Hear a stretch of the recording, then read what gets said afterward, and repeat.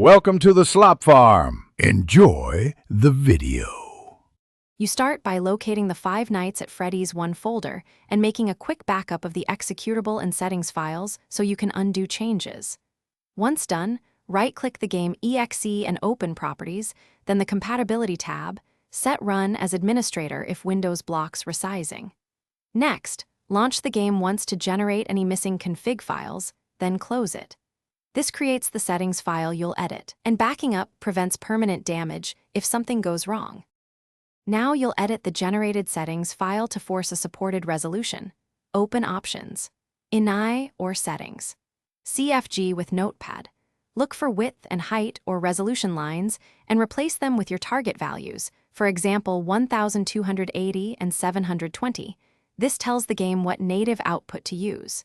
If the file has a full screen toggle, set full screen to 0 to test windowed mode first. Then try borderless if you prefer full screen appearance.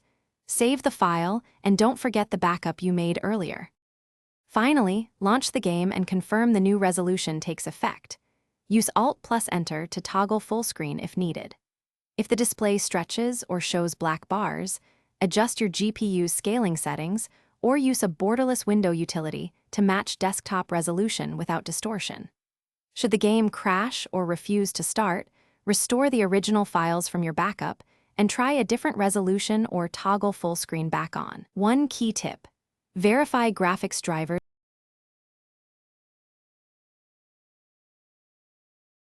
Thanks for watching. Consider subscribing if we helped you today.